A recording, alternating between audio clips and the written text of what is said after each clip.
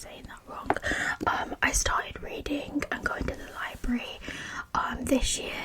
So the last 3 months I've been reading a lot of books, and I've seen this book online over the last few years and everybody says it's such a good book, and then I saw it in my library and I was like, I've got to read it. So I'm currently on chapter 20, so I'm like over halfway through the book, but I thought, why not read a bit of the book for you guys, because I love doing reading videos, like reading children's books specifically. But I thought if I read chapter 1 of this book and you guys enjoy it, I can maybe do chapter 3, chapter 4, or just read random chapters of random books, because you might just fall asleep from the rambling if you're not properly listening to what's going on.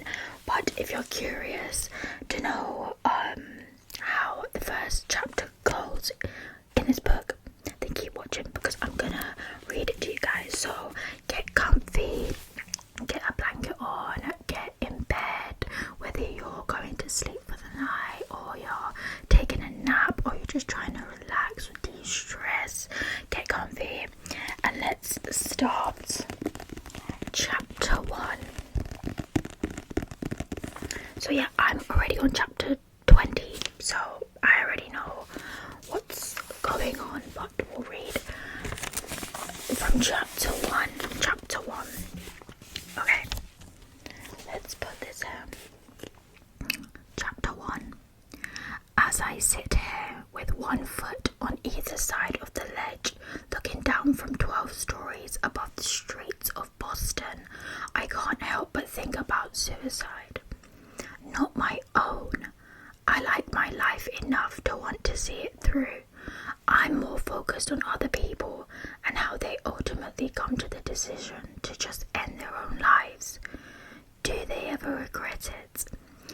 In the moment after letting go and the second before they make impact, there has to be a little bit of remorse in that brief free fall. Do they look at the ground as it rushes towards them and think, well, crap, this was a bad idea? Somehow, I think not.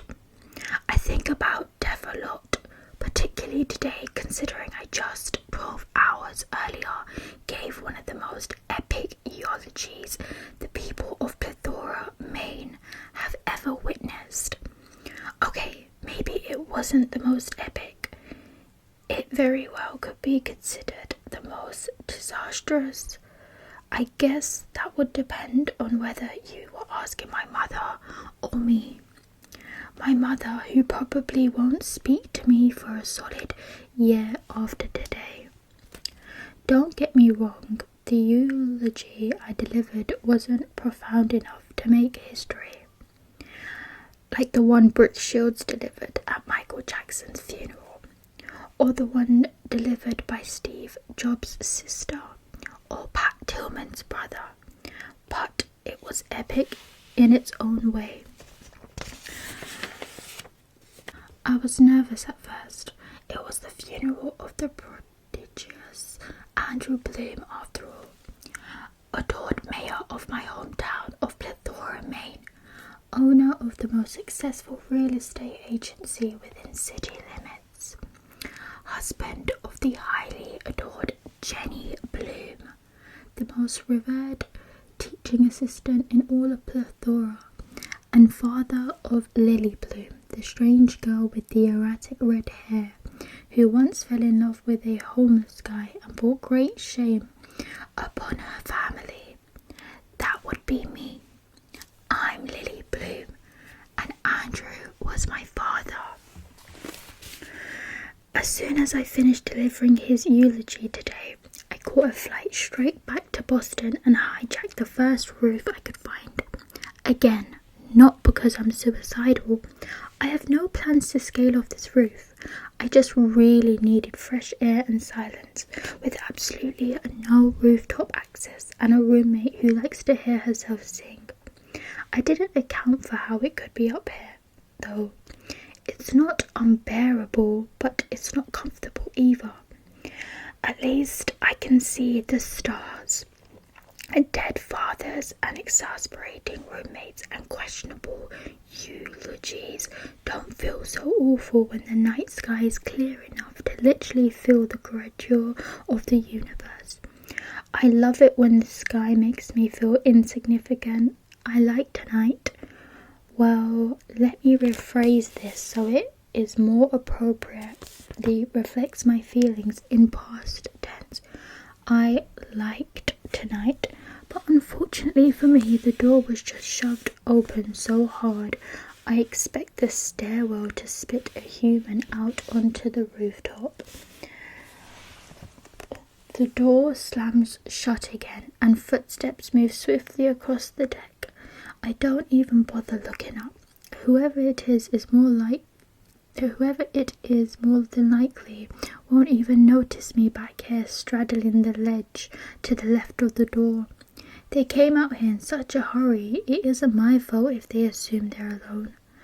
I sigh quietly, close my eyes, and lean my head against a stucco wall behind me, cursing the universe for ripping this peaceful, introspective moment out from underneath me.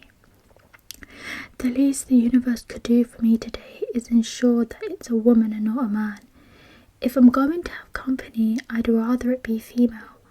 I'm tough for my size and can probably hold my own in most cases, but I'm too comfortable right now to be on a rooftop alone with a strange man in the middle of the night. I might fear for my safety and feel the need to leave, and I really don't want to leave. As I said before, I'm comfortable. I finally allow my eyes to make the journey to the silhouette leaning over the edge. As luck would have it, he's definitely male. Even leaning over the rail, I can tell he's tall. He's holding his head in his hands, and I can barely make out the heavy rise and fall of his back as he drags in deep breaths and forces them back out when he's done with them. He appears to be on the verge of a breakdown. I contemplate speaking up to let him know he has company, or clearing my throat, but between thinking it and actually doing it, he spins round and kicks one of the patio chairs behind him. I flinch as it screeches across the deck, but being as though he isn't even aware he has an audience. The guy doesn't stop with just one kick. He kicks the chair repeatedly, over and over. Rather than give way beneath the blunt force of his foot, all the chair does is scoot further and further away from him. That chair must be made from marine-grade polymer. I once watched my father back over an outdoor patio table made of marine-grade polymer, and it practically laughed at him, dented his bumper, but didn't even put a scratch on the table. This guy must realise he's not matched for such a high quality material, because he finally stops kicking the chair. He's now standing over it, his hands clenched in fists at his sides. To be honest, I'm a little envious. Here this guy is, taking his aggression out on a patio furniture like a champ. He's obviously had a shitty day, as have I, but whereas I keep my aggression pent up until it manifests in the form of passive aggressiveness, this guy actually has an outlet. My outlet used to be gardening. Anytime I was stressed, I just go out to the backyard and pull every single weed I could find. But since the day I moved to Boston 2 years ago, I haven't had a backyard or a patio. I don't even have weeds. Maybe I need to invest in a marine-grade polymer patio chair. I stare at the guy a moment longer, wondering if he's ever going to move. He's just standing there, staring down at the chair. His hands aren't in fists anymore. They're resting on his hips, and I notice for the first time how his shirt doesn't fit him very well around his biceps. It fits him everywhere else, but his arms are huge. He begins fishing around in his pockets until he finds what he's looking for, and in what I'm sure is probably an effort to release even more of his aggression, He lights up a joint. I'm 23. I've been through college and I've done this very same recreational drug a time or two. I'm not going to judge this guy for feeling the need to toke up in private, but that's the thing. He's not in private. He just doesn't know that yet. He takes in a long drag of his joint and starts to turn back towards the ledge. He notices me on the exhale. He stops walking the second our eyes meet. His expression holds no shock, nor does it hold amusement when he sees me. He's about 10 feet away, but there's enough light from the stairs that I can see his eyes as they slowly drag over my body without revealing a single thought. This guy holds his cards well. His gaze is narrow and his mouth is drawn tight, like a male version of the Mona Lisa. "What's your name?" he asks. I feel his voice in my stomach. That's not good. Voices should stop at the ears. But sometimes, not very often at all, actually, a voice will penetrate past my ears and reverberate straight down through my body. He has one of those voices, deep, confident, and a little bit like butter. When I don't answer him, he brings the joint back to his mouth and takes another hit. "Lily," I finally say. I hate my voice. It sounds too weak to even reach his ears from here, much less reverberate inside his body. He lifts his chin a little and nudges his head towards me. "Will you please get down from there, Lily?" It isn't until he says this that I notice his posture. He's standing straight up now, rigid even, almost as if he's nervous I'm going to fall. I'm not. This ledge is at least a foot wide and I'm mostly on the roof side. I could easily catch myself before I fell, not to mention I've got the wind in my favour. I glance down at my legs and then back up at him. No thanks, I'm quite comfortable where I am. He turns a little like he can't look straight at me. "Please get down. It's more of a demand now," despite his use of the word please. There are 7 empty chairs up here. Almost 6, I corrected, reminding him that he just tried to murder one of them. He doesn't find the humour in my response. When I fail to follow his orders, he takes a couple of steps closer. "You are a mere 3 inches from falling to your death. I've been around enough of that for one day." He motions for me to get down again. "You're making me nervous, not to mention ruining my high." I roll my eyes and swing my legs over. Heaven forbid a joint go to waste. I hop down and wipe my hands across my jeans. "Better," I say as I walk towards him. He lets out a rush of air as if seeing me on the ledge actually had him holding his breath. I pass him dead for the side of the roof with the better view, and as I do, I can't help but notice how unfortunately cute he is. No, cute is an insult. This guy is beautiful. Well manicured, smells like money, looks to be several years older than me. His eyes crinkle in the corners as they follow me, and his lips seem to frown, even when they aren't. When I reach the side of the building that overlooks the street, I lean forward and stare down at the cars below, trying not to appear impressed by him. I can tell by his haircut alone that he's the kind of man people are easily impressed by, and I refuse to feed into his ego. Not that he's done anything to make me think he even has one, but he's wearing a casual Burberry shirt, and I'm not sure I've ever been on the radar of someone who could casually afford one. I hear footsteps approaching from behind me, and then he leans against a railing next to me. Out of the corner of my eye, I watch as he takes another hit of his joint. When he's finished, he offers it to me, but I wave it off. The last thing I need is to be under the influence around this guy. His voice is a drug in itself. I kind of want to hear it again, so I throw a question in his direction. So what did that chair do to make you so angry? He looks at me, like really looks at me. His eyes meet mine and he just stares hard, like all my secrets are right there on my face. I've never seen eyes as dark as his.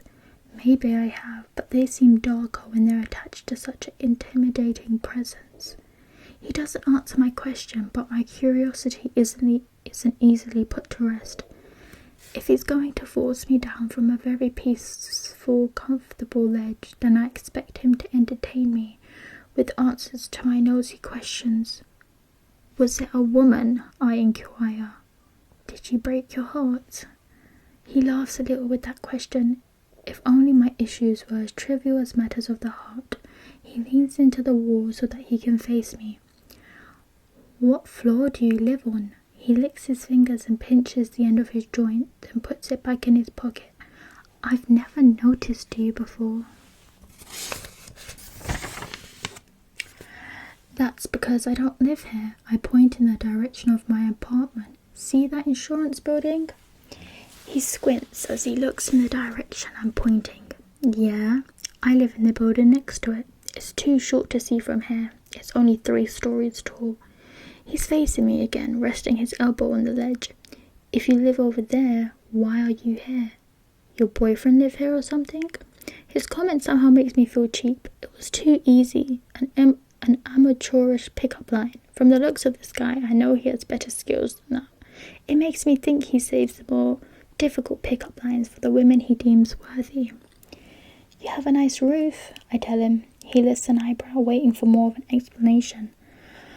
I wanted fresh air, somewhere to think. I pulled up Google Earth and found the closest apartment complex with a decent rooftop patio. He regards me with a smile. At least you're economical, he says. That's a good quality to have. At least. I nod because I am economical and it is a good quality to have. Why did you need fresh air, he asks. Because I buried my father today and gave an epically disastrous eulogy and now I feel like I can't breathe. I face forward again and slowly exhale. Can we just not talk for a little while? He seems a bit relieved that I ask for silence. He leans over the ledge and lets an arm dangle as he stares down at the street. He stays like this for a while and I stare at him the entire time. He probably knows I'm staring, but he doesn't seem to care. A guy fell off this roof last month, he says. I would be annoyed at his lack of respect for my request for silence, but I'm kind of intrigued. Was it an accident? He shrugs. No one knows. It happened late in the evening. His wife said she was cooking dinner, and he told her he was coming up here to take some pictures of the sunset. He was a photographer. They think he was leaning over the ledge to get a shot of the skyline, and he slipped. I look over the ledge, wondering how someone could possibly put themselves in a situation where they could fall by accident, but then I remember I was just straddling the ledge on the other side of the roof a few minutes ago. When my sister told me what happened, the only thing I could think about was whether or not he got the shot. I was hoping the camera didn't fall with him because that would have been a real waste, you know, to die because of your love of photography, but you didn't even get the final shot that cost you your life. His thought makes me laugh, although I'm not sure I should have laughed at that. Do you always say exactly what's on your mind? He shrugs. Not to most people. This makes me smile. I like that he doesn't even know me, but for whatever reason, I'm not considered most people to him. He rests his back against the ledge and folds his arms over his chest. Were you born here? I shake my head. No, I moved here from Maine after I graduated college.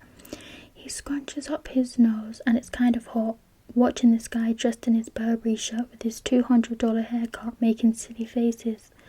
So you're in Boston purgatory, huh? That's gotta suck. What do you mean? I ask him. The corner of his mouth curls up. The tourists treat you like a local, the local treats you like a tourist. I laugh. Wow, that's a very accurate description. I've been here 2 months and I'm not even in purgatory yet, so you're doing better than I am. What brought you to Boston? My residency. And my sister lives here. He taps his foot and says, right beneath us actually. Married a tech-savvy Bostonian and they bought the entire top floor. I look down. The entire top floor. He nods. lucky bastard works from home. Doesn't even have to change out of his pyjamas to make 7 figures a year. Lucky bastard indeed. What kind of residency? Are you a doctor? He nods. Neurosurgeon. Less than a year left of my residency and then it's official. Stylish, well-spoken, and smart. And smokes pot. If this were a SAT question, I would ask which one didn't belong. Should doctors be smoking weed? He smirks. Probably not, but if we didn't indulge on occasion, there'd be a lot more of us taking the leap over these ledges. I can promise you that. He's facing forward again, with his chin resting on his arm. His eyes are closed now, like he's enjoying the wind against his face. He doesn't look as intimidating like this. You want to know something that only the locals know? Of course, he says, bringing his attention back to me. I point to the east. See that building, the one with the green roof? He nods. There's a building behind it on Moja. There's a house on top of the building. Like a legit house built right on the rooftop. You can't see it from the street, and the building is so tall that not many people even know about it.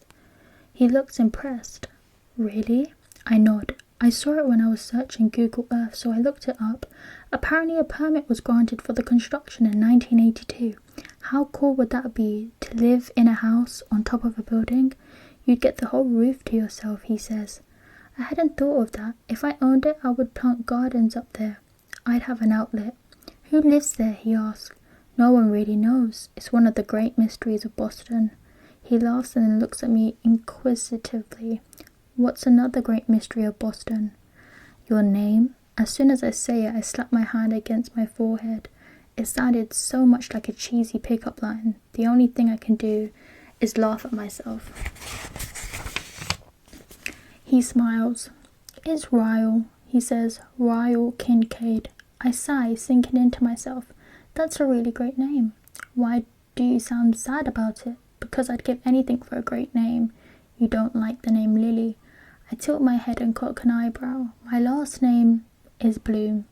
He's quiet. I can feel him trying to hold back his pity.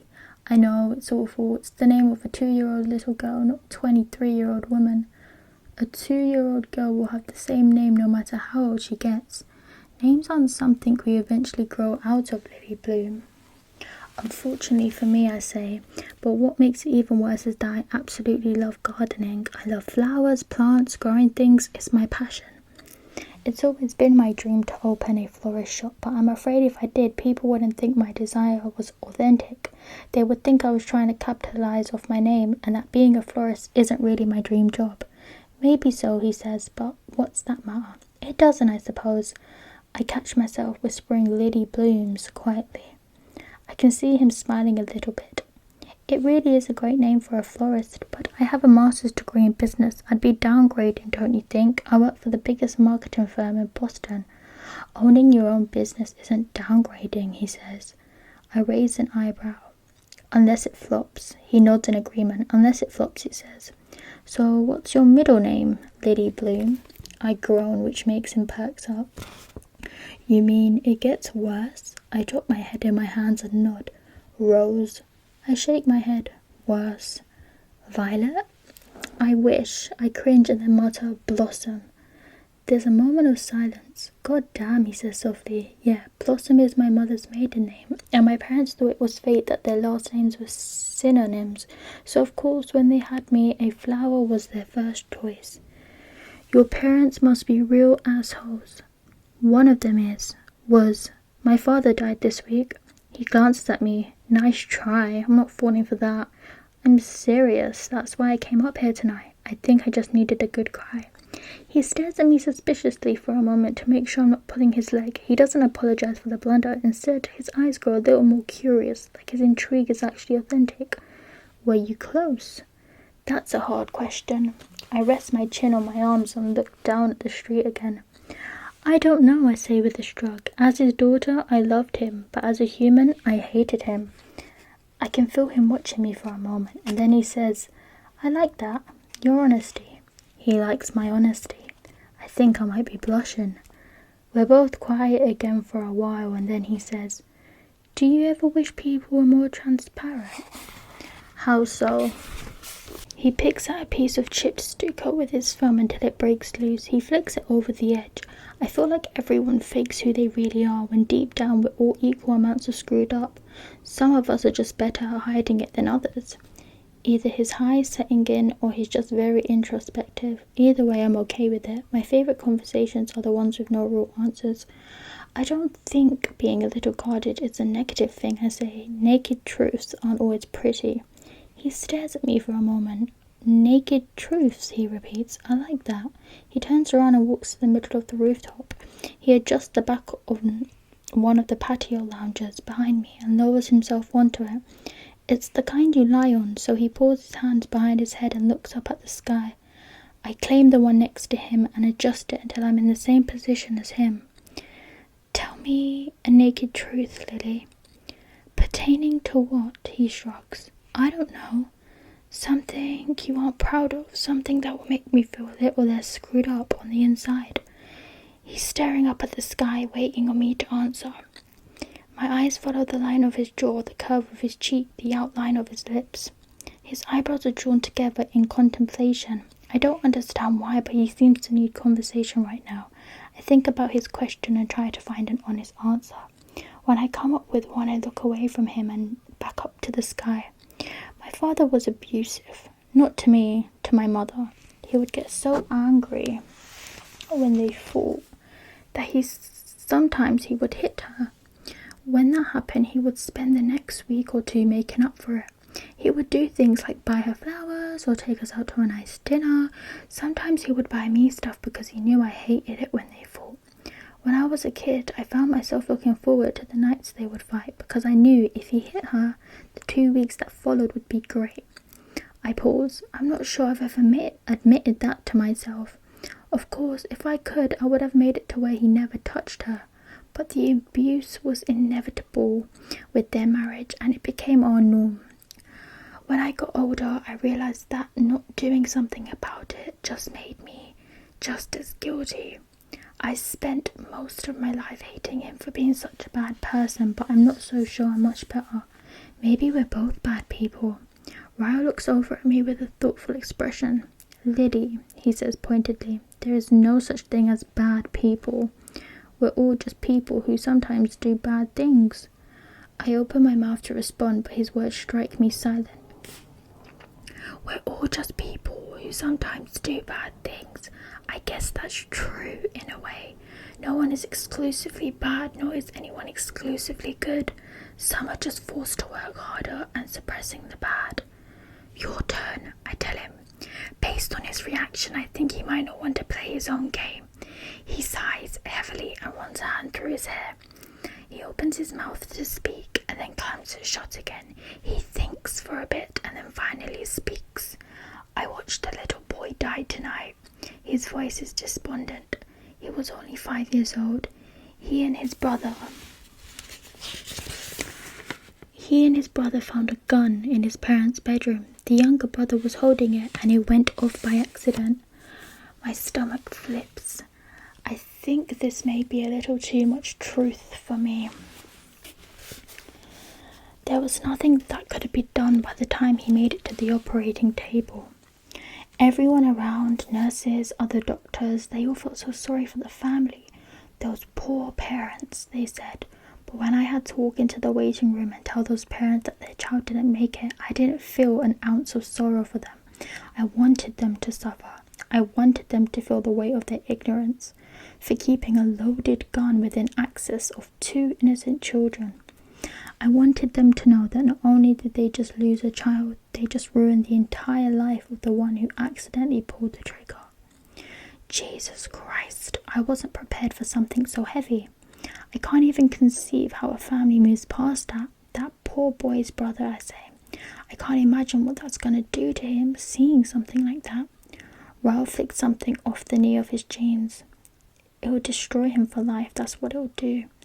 I turn on my side to face him, lifting my head onto my hand. Is it hard seeing things like that every day? He gives his head a slight shake. It should be a lot harder, but the more I'm around death, the more it just becomes a part of life. I'm not sure how I feel about that. He makes eye contact with me again. Give me another one, he says. I feel like mine was a little more twisted than yours. I disagree, but I tell him about the twisted thing I did a mere 12 hours ago. My mother asked me 2 days ago if I would deliver the eulogy at my father's funeral today. I told her I didn't feel comfortable, that I might be crying too hard to speak in front of a crowd, but that was a lie. I just didn't want to do it because I feel like the eulogy should be delivered by those who respected the deceased, and I didn't much respect my father. Did you do it? I nod. Yeah, this morning. I sit up and pull my legs beneath me as I face him. You want to hear it? He smiles. Absolutely. I fold my hands in my lap and inhale a breath. I had no idea what to say. About an hour before the funeral, I told my mother I didn't want to do it. She said it was simple and that my father would have wanted me to do it. She said all I had to do was walk up to the podium, say 5 great things about my father. So that's exactly what I did. Ryle lifts up onto his elbow, appearing even more interested. He can tell by the look on my face that it gets worse. Oh no, Lily. What did you do? Here, let me just reenact it for you. I stand up and walk around to the other side of my chair. I stand tall and act like I'm looking out over the same crowded room I was met with this morning. I clear my throat. Hello, my name is Lily Bloom, daughter of the late Andrew Bloom. Thank you all for joining us today as we mourn his loss. I wanted to take a moment to honour his life by sharing with you 5 great things about my father. The first thing, I look down at Ryle and shrug. That's it.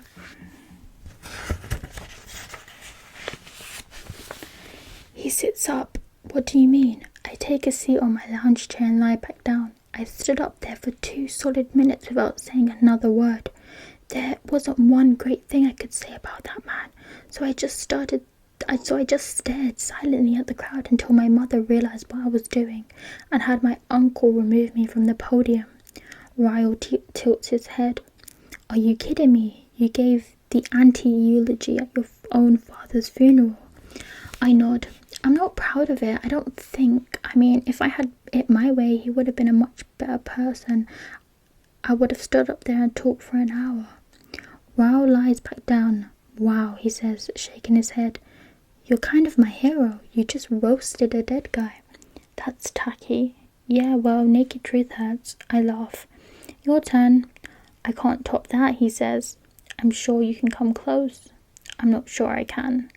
I roll my eyes. Yes, you can. Don't make me feel like the worst person out of the 2 of us. Tell me the most recent thought you've had. The most people wouldn't say out loud. Oh, tell me the most recent thought you've had that most people wouldn't say out loud. He pulls his hands up behind his head and looks me straight in the eye. I want to fuck you. My mouth falls open, then I clamp it shut again. I think I might be speechless. He shoots me a look of innocence. You asked for the most recent thought, so I gave it to you. You're beautiful. I'm a guy. If you were into one-night stands, I would take you downstairs to my bedroom, and I would fuck you. I can't even look at him. His statement makes me feel a multitude of things all at once. Well, I'm not into one-night stands. I figured as much, he says. Your turn. He's so nonchalant. He acts if he didn't just stun me into silence. I need a minute to regroup after that one, I say with a laugh. I tried to think of something with a little shock value, but I can't get over the fact he just said that out loud. Maybe because he's a neurosurgeon and I never pictured someone so educated throwing around the word fuck so casually. I gathered myself somewhat and then say, okay, since we're on the subject, the first guy I ever had sex with was homeless. He perks up and faces me. Oh, I'm gonna need more of this story. I stretch my arms out and rest my head on it. I grew up in Maine. We lived in a fairly decent neighbourhood, but the street behind our house wasn't in the best condition. Our backyard butted up to a condemned house adjacent of 2 abandoned lots. I became friends with a guy named Atlas who stayed in the condemned house. No one knew he was living there other than me. I used to take him food and clothes and stuff until my father found out. What did he do? My My jaw tightens. I don't know why I brought this up when I still force myself not to think about it on a daily basis. He beat him up. That's as naked as I want to get about that subject. Your turn. He regards me silently for a moment as if he knows there's more to that story, but then he breaks eye contact. The thoughts of marriage repulse me, he says. I'm almost 30 years old and I have no desire for a wife. I especially don't want children. The only thing I want out of life is success. Lots of it, but if I admit that out loud to anyone, it makes me sound arrogant. Professional success or social status? He says both. Anyone can have children, anyone can get married, but not everyone can be a neurosurgeon. I get a lot of pride out of that, and I just don't want to be a great neurosurgeon. I want to be the best in my field. You're right, it does make you sound arrogant. He smiles. My mother fears I'm wasting my life away because all I do is work. You're a neurosurgeon, and your mother's disappointed in you, I laugh. Good Lord, that's insane. Are parents ever really happy with their children? Will they ever be good enough? He shakes his head. My children wouldn't be. Not many people have the drive I do, so I'd only be setting them up for failure. That's why I'll never have any. I actually think that's respectable, Ryle. A lot of people refuse to admit they might be too selfish to have children. He shakes his head. Oh, I'm way too selfish to have children, and I'm definitely way too selfish to be in a relationship. So how do you avoid it? You just don't date. He cuts his eyes to me, and there's a slight grin affixated to his face. When I have time, there are girls who satisfy those needs. I don't lack for anything in that apartment, if that's what you're asking, but love has never appealed to me. It's always been more of a burden than anything. I wish I looked at love like that. It would make my life a hell of a lot easier. I envy you. I have this idea that there's a perfect man out there for me. I tend to become jaded easily because no one ever meets my standards. I feel like I'm on an infinite search for the Holy Grail. You should try my method, he says, which is one night stands. He raises an eyebrow like it's an invitation. I'm glad it's dark because my face is on fire. I could never sleep with someone if I didn't see it going anywhere. I say this out loud, but my words lack conviction when I say it to him. He dragged in a long, slow breath and then rolls onto his back. Not that kind of girl, huh? He says this with a trace of disappointment in his voice. I match his disappointment. I'm not sure I'd even want to turn him down if he made a move, but I might have just thwarted that possibility. If you wouldn't sleep with someone you just met, his eyes meet mine again. Exactly how far would you go? I don't have an answer for that. I roll onto my back because the way he's looking at me makes me want to rethink one night stands.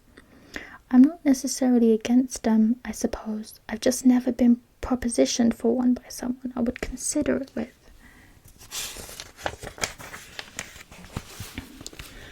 Until now, I think. Is he even propositioning me? I've always been terrible at flirting. He reaches out and grabs the edge of my lounge chair. In one swift movement and with one minimal effort, he drags my chair closer to him until it bumps his. My whole body stiffens. He's so close now I can feel the warmth of his breath cutting through the cold air.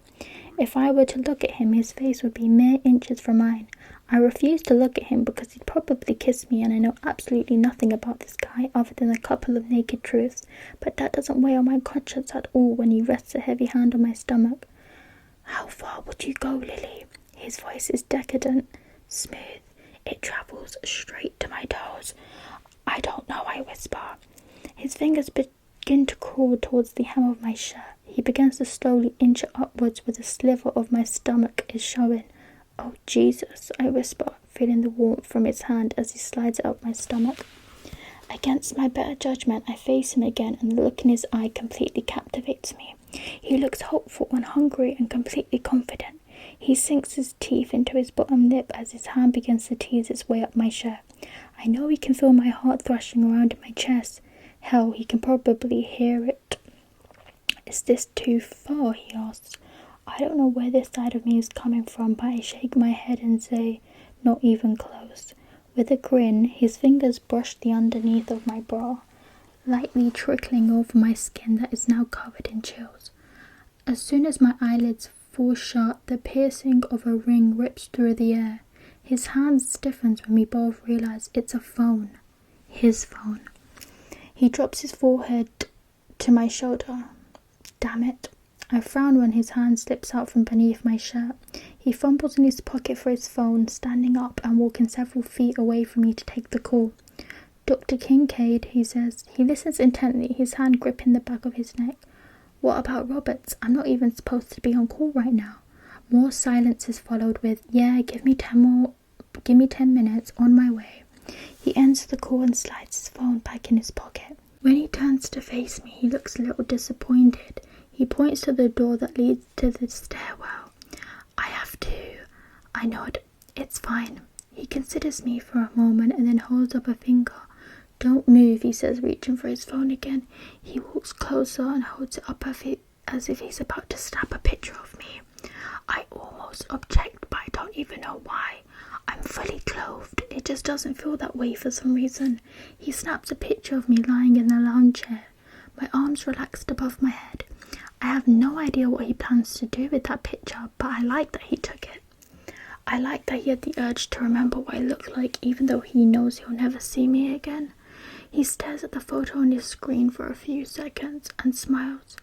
I'm half tempted to take a picture of him in return, but I'm not sure I want a reminder of someone I'll never see again. The thought of that is a little depressing.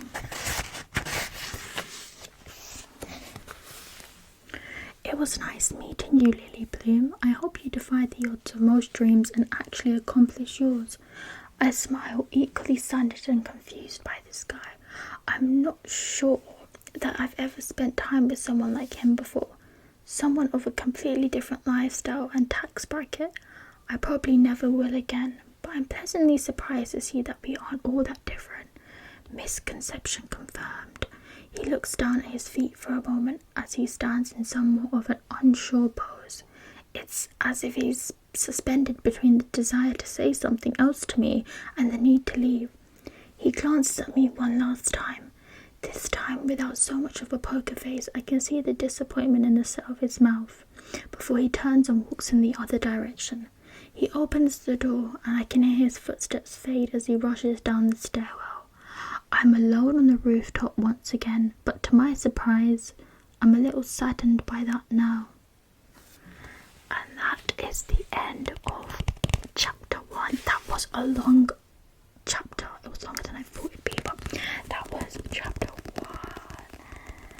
This is definitely a good book if you're interested to what happens next.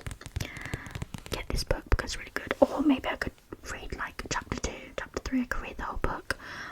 But yeah, I hope you guys enjoyed this video. If you did, don't forget to give this video a thumbs up. Subscribe to my YouTube channel. And I'm so sorry if my stomach was rumbling so much. Like, it's been rumbling all day, but I've eaten food. Like, why does it do that? Anyways,